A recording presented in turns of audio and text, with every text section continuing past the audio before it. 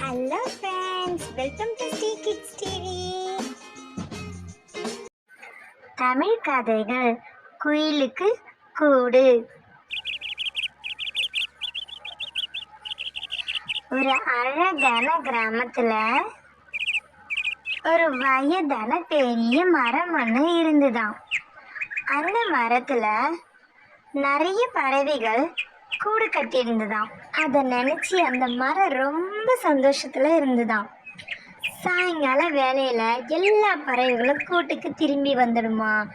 அந்த மரத்துக்கும் ரொம்ப சந்தோஷமா இருக்குமா அதுங்களோட குரல்களை கேட்கும்போது. அதை நினைச்சு அந்த மரம் தன்னை ரொம்ப பெருமையா நினைச்சிட்டு இருந்தான். ஏன்னா அங்க இருக்க பறவைகள் அவ்வளோ ஒத்துமையா இருந்ததாம். அந்த மரத்தோட வேர்ல முயல்களும் அந்த மரத்தோட நிழலுக்காக அடிக்கடி அங்க 2 மயில்களும் வந்து போகுமா. அது மட்டும் இல்லாம சில குருவிகள், கிளிகள், காகங்கள், அப்புறம் குயில்களும் அந்த மரத்துல இருந்துதான். அந்த மரத்துல இருந்த எல்லா பறவைகளுக்குமே அந்த மரத்தை ரொம்ப பிடிக்குமா.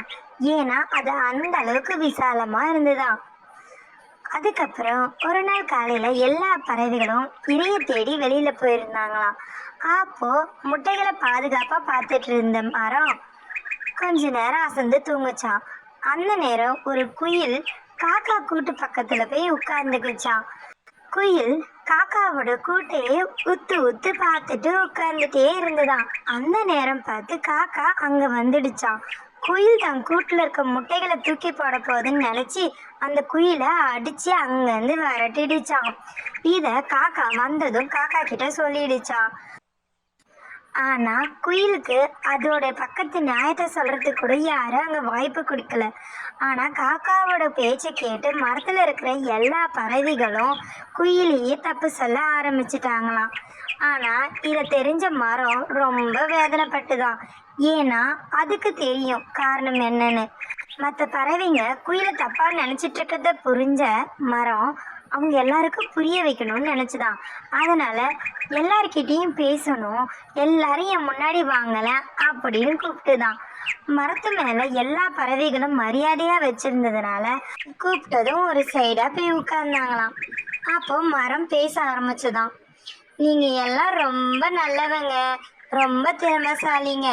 உங்க எல்லாருக்கும் ஒரு திறமை இருக்கு, அப்படிதானே? எல்லாரும் கோரஸா ஆமான்னு சொன்னாங்களாம். அதுக்கப்புறம் மரம் பேச்சு தொடங்கிச்சான். இங்க இருக்கிறதுலே முயல் தான் வேகமா ஓடும், மயிலோட அழக சொல்லவே தேவையில்ல, மைனாக்குள்ள இனிய ஓசை எழுப்போம், கிளியோ கொஞ்சம், காகத்தை பத்தி சொல்லவே தேவையில்ல, அதோட ஒற்றுமையை நம்ம எல்லாரும் தெரிஞ்சுதான். ஆனா இந்த குயில்களோ அப்படின்னு சொல்லி நிறுத்துச்சான். அதை கேட்ட மற்ற பறவைகள் ஒற்றுமையா ஆமா குயில்கள் நல்லா பாடுமே அப்படின்னு சொல்லுவாங்களாம். ஆமா குயில்கள் நல்லா பாடுன்னு எல்லாருக்குமே தெரிஞ்சிருக்கு. ஆனா குயில்களுக்கு கூடு கட்ட தெரியாதுன்னு இங்க இருக்க யாருக்குமே தெரியாம போச்சு. பாத்தீங்களா? கூடு எப்படி கட்டுறதுன்னு தெரிஞ்சுக்கிறதுக்காக தான் அது காக்காவோட கூட்டையே பார்த்துட்டு இருந்தது அப்படின்னு சொல்லிச்சான் மரம். அதை கேட்ட எல்லா பறவைகளும் ரொம்ப வருத்தமா ஆயிடுச்சான். இத்தனை வருஷமா எல்லா பறவைகளும் ஒன்னா இருந்தோம், குயில்கள் கூடு இல்லாம கஷ்டப்பட்டதை அவங்களால புரிஞ்சுக்க முடியாம போயிடுச்சு. அதை நினைச்சு மனம் இருந்தன பறவைகள் மரத்துக்கிட்ட சொல்லிச்சான். நாங்க பண்ண தப்புக்கு நாங்களே குயிலுக்கு கூடு கட்டி தரோம் அப்படின்னு சொல்லிட்டு அங்க இருந்த பறவைகள் எல்லாம் ஒற்றுமையா சேர்ந்து குயிலுக்கு கூடு கட்டி கொடுத்தாங்களாம்.